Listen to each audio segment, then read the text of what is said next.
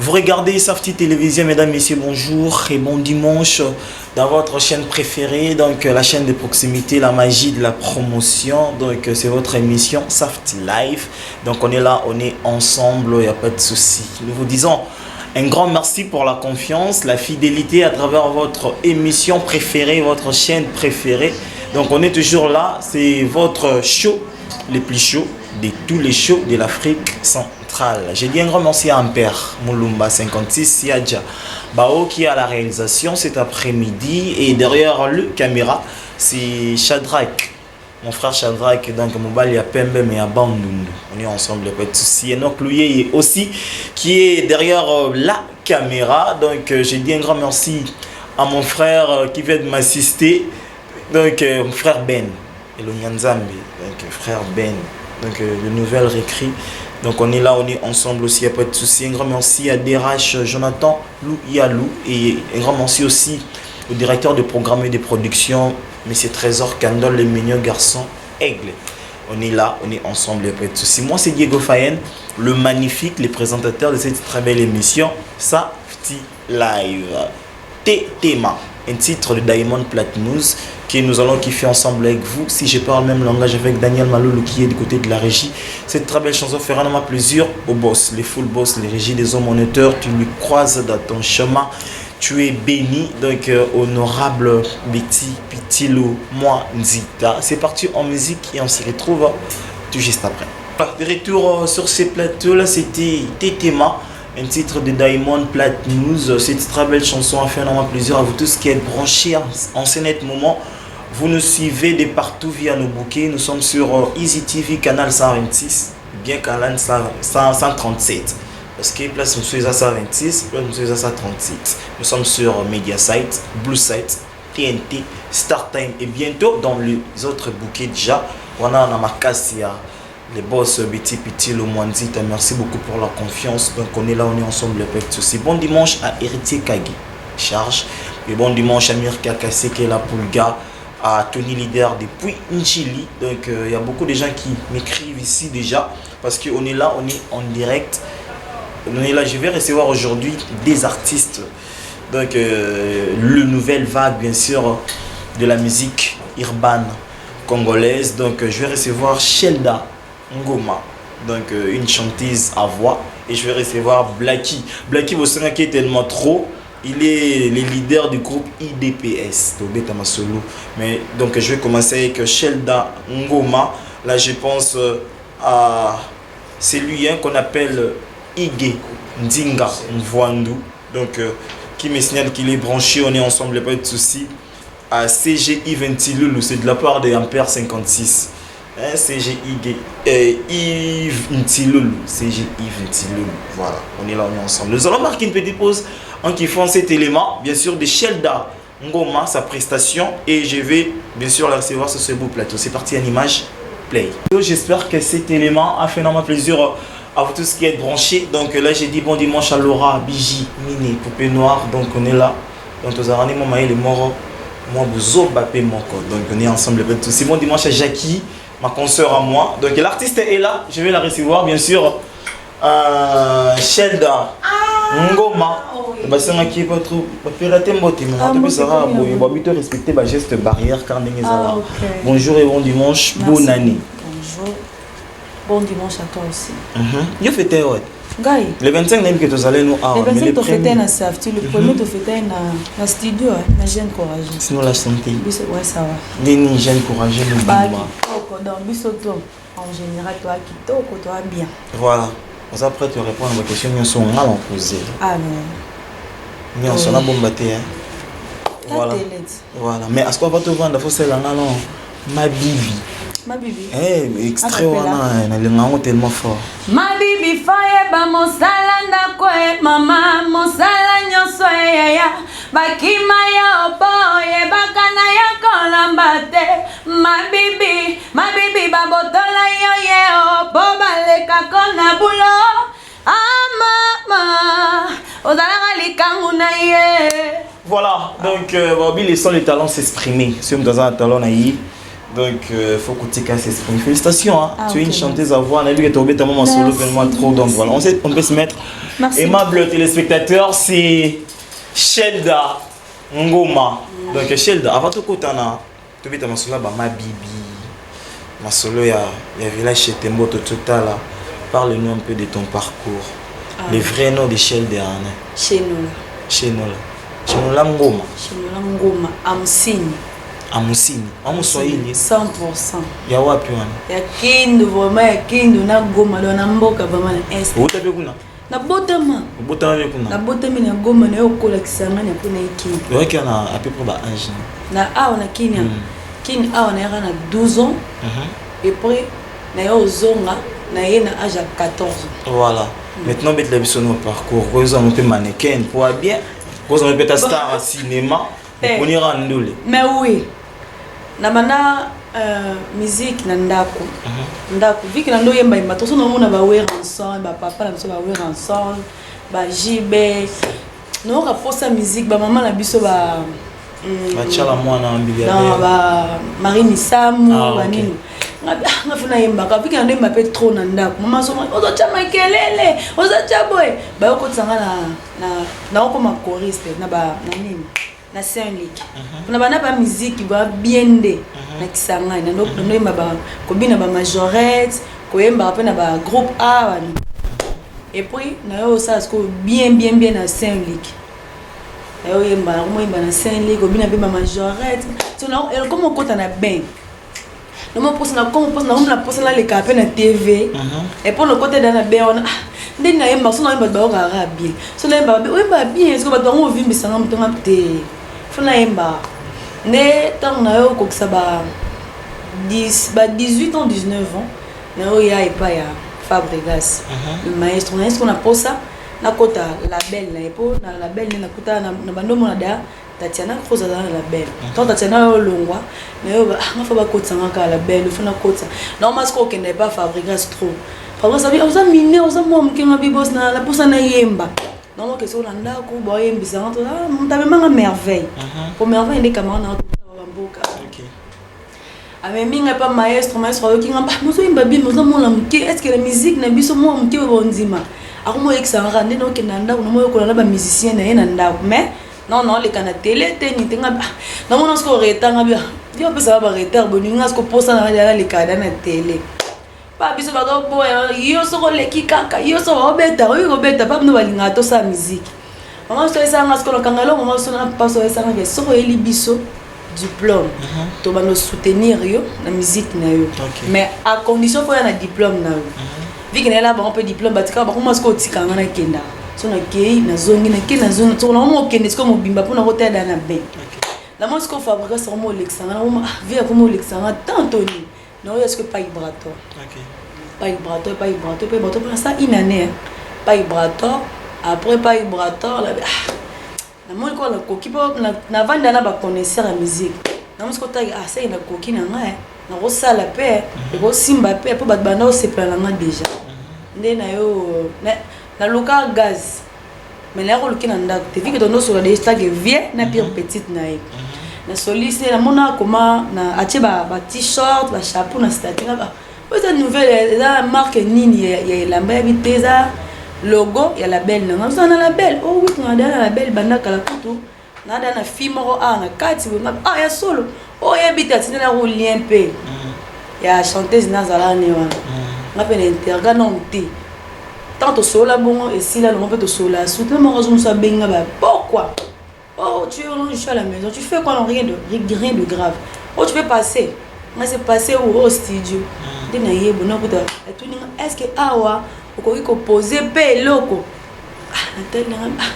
Na beta no on est na wemba sko azalite oyo akokani na yo.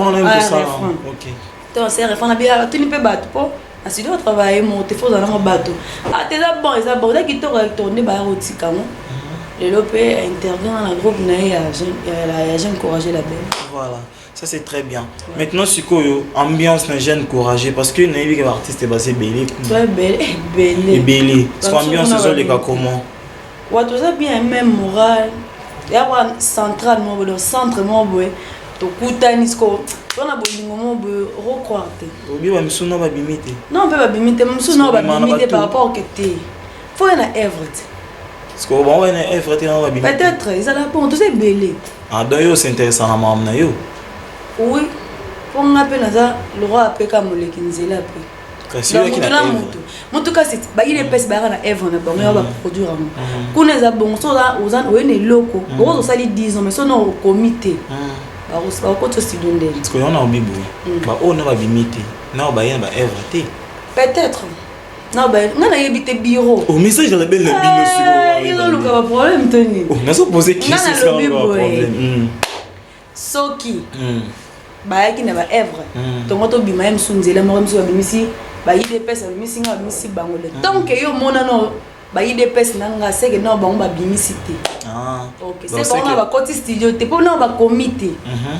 pour ça ba comité ata le lobby to na studio ofele donc nyoso to ofele voilà ça c'est très bien maintenant c'est bon bi osala analyse ya musique urbaine ya lelo OK na ya oyo bando vanda tant ozala na moi mkota na TV ça différence ni ko ça différence par rapport ya tant ozala moi mokie otala ba na TV na musique urbaine en ota banana bato belé notala ba mambili ya belle ba Weranson ba Kofi Olomide dans la musique dans l'ensemble non tala ba tutu OK parce que c'est ça comparaison musique bande kotala na musique oyo mozo beta et là on y peut-être ozo monezo manquer na musique na bino ou ezala ki kuna na oyo bando manquer pas na bango no za pana ou ezala connaître nga rumba déjà na za mon na afropé na za donc na mon eloko ko manquer te loko zo manquer ce que ça que na beta ba Bexi na voyager ne ba Kofi Olomide ba voyager ka donc ça mamba mineno c'est important na musique et là ils ont manqué pas na moi yo sauter maman Bercy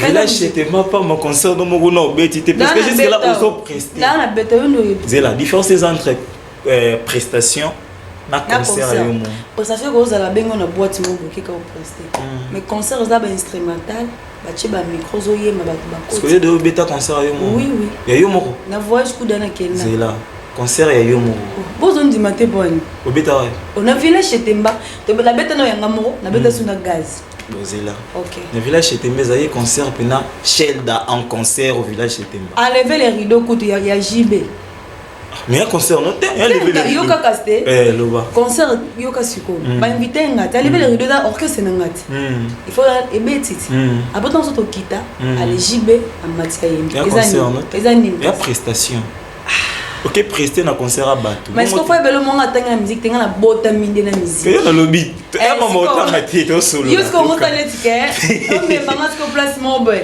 mais nga na bika ke za concert nanga parce que ba matisa ki nga pe na cacher nanga na zwaki oh est-ce que c'est la production yona JB c'est ça question na poser baine eza production nga na JBT est-ce que vous cacher ça lokole fali pour beta babike gaz Fabius Fabeta abeta ka matia betika kiti après qui pas salir yo lo bano vous en expliquer faut comprendre bien OK et ça le rôle là honorable le full boss denga ça il est 25 abenga ki gaz abenga ki rebo abenga ki dauphin abenga ki nani wanande yo ka cité yo ka concert ko yo lo baza ndingi mo rotis ko no parce que yo non lo ba ton abenga bon donc à sali concert à organiser concert à bengi bango c'est-à-dire gaz au bakeno ils a concert na ngai tu comprends parce que aza ba benga ki na production za yi donc yeza na tête affiche OK rebo pas au bageza concert na yi OK les producteurs à produire à tes concerts OK parce que oya yo ils a prestation tout na poani les a concert ya bato ba bengi yo nde obeta à lever les boss va passer ka tira concert ya bato ba bengi obeta que c'est ça yo te na fiche za lai ouais vous avez une affiche ouais na concert baba que ça ya yo na mais ça TV ouais ça concert na ngana JBT enlever les rideaux que c'est concert noté OK merci obeta na lever les rideaux merci vous comprenez nous allons qui fait la chanson ma bibi merci beaucoup ma bibi pourquoi ce titre ma bibi bon ma bibi nembelon ba fi net ba biso ba tulinga ba make-up tulinga téléphone mingi to donc to sala pena musala trotte na bandako yo jono yo mobali no abala yo honorer yo poacho na ndako okipare msubana nae okipare mo na mambotali msubilamba msukulia nae musala msute banda oyebake Instagram ezala nini ezala on va benga ba ma bibi na Swahili donc bibi eza mwasi OK yana yembela ba ma bibi ke faut ba musala ndako faut ba po ba okima balingi ka mso mutu mobo bozala ne po mutu ala laksala ke ye aza capable yo sala oyo etali mambo ndako est-ce que mambo yemba kiona yango yemo ko sala nga sko nga yembela nga kamenga zana bomuti aza boyo sala muto boyo linga wana ya nzembo wande nga pa na eba musala teme na eba olamba na comprendre te na eba musala te ba musala mo bekende zala musala faut sala nga na bila nga kolamba ba kop na nga mais ba musala na ko na pela kutelo mo bansina beti na ka beng ta libana on appelle la vérité na benga msule nga somo libana yaka yako lokota nga na pomo na yebi musala nyonso ta yebi ka kolamba on habite na yebi musala nyonso c'est que ça ne peut pas ma bibi on a elle a ta bibi on a biso nyonso to en général mais et amona posa olongoli te na bibi soto nous allons kiffer ma bibi en exclusivité dans cette émission. Je salue Black, il est là déjà. Donc mon frère que j'aime bien, on est ensemble. Si bon dimanche aussi un autre sang pour tonton Mouna. Donc culture plus chaque samedi à 15h. Donc c'est aussi une émission. Il faut les caper pas tonton Mouna. Tonton à la team bleu. Ok, c'est parti en musique. Et on se retrouve tout juste après. Voilà, de retour sur ces plateaux. Là, c'était Babibi, un titre de Shelda Ngoma qui a fait énormément plaisir à Oscar Maritou et à mon frère Glody Ngonda depuis Dijon. On est là, on est ensemble. Black Z. Black Z depuis Paris. On est aussi ensemble, il n'y a pas de souci. Félicitations pour la chanson. Merci. Vraiment dans l'ensemble, dans mon beat. Mon peu moins esprit, pena et voix. Et ça dit tellement bien marqué ici. Donc nous continuons, mais à part ma bibi, il y a peine de chanson sur ça là déjà. Mais Isako, il y a Banzambe Kutu. Banzambe. Na bando yimbele nzambe na ebiso. Na na konte ki fona zapena na ebite. Peloni esala lo mwana musique chrétienne. Kana ko kota na ben sikoyo ya musique profonde. Pona koma déjà amoureuse nango. Na koma lo linga déjà. Kota comment eloni ça qui est comme amoureuse de la musique. Quand on a linga, comment surtout on a pour interpréter Cindy les cœurs. Na on est faut qu'on a chanteuse kaka. Au fond kaka. Aujourd'hui Cindy représente quoi dans ta carrière? Na c'est là on a belle voix douceur. C'est ça que j'aime dans la musique. Bon, en tant que comme artiste, on a chanté ça voyons ça la capilla là. C'est bon. OK. Tatiana Cruz. Tatiana. Yo le banane. N'habite. Il m'a rendu votre Tatiana. Yo le banane comme ça tu zoom la Tatiana.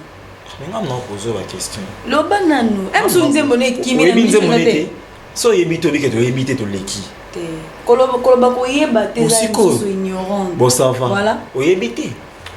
Yo le kanonze mo mususu. Pona ozongele te. Donc so lobi oyebite. Ozongele po ngapi na po sana yeba po senga kiti. Yebite to za na plateau. On m'a posé la question. Loba na mutu mususu. Yo zo répondre. Loba te. Bo to kerebo. Soki natali bo moinanga. Ngai nani na beta tolo. Mazalaki elili ya pamba. Bo moinza to molimo. Nakabana sataenga. Bon dimanche à celui qu'on appelle un trésor Tewanga. Donc on est là, on est ensemble, il n'y a pas de souci. Wanzem Boareboa, Toleki. Cindy les cœurs. Cindy les cœurs. Maman, hello baba tobozo besalangando. Hello baba tobozo besalangando.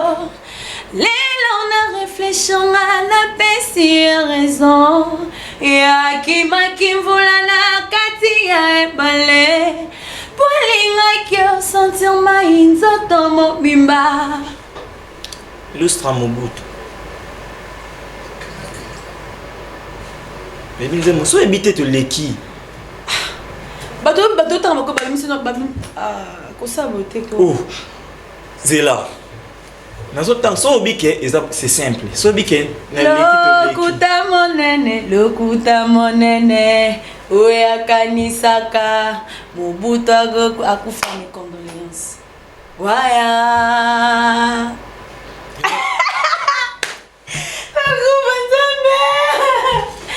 Sheldon, au lieu que tu as un plateau télé, Ouais, il y a ouais. des gens qui nous regardent à la maison. Lokuta mon nene. Nous tous années, mais évitez, ne sera pas un jeune courageux. Il y a une question à poser. Soit Azol ou Azar, soit Zatazati, mon erreur. Yo nous en est illustré. Na hibi lusati, bon ayo soyi manze monene. Kasi no yembati.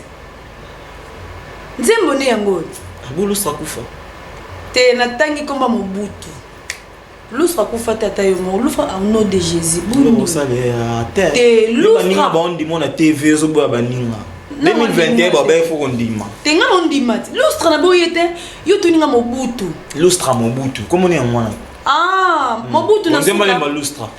Nzembo lusra yango no yemba. Bosko bi akufa kwa. Oui, le bandit m'appelle. Le bandit carrière en 2020. Hein? Ouais. Et puis, en 2018, Baba, une expérience qu'on l'éco, Baba Mbiaka, non? Oui, naïbi. Oui, bien. Mais quand ça l'a Mbiaka, c'est là. Au quand on a Mbiaka. Mais.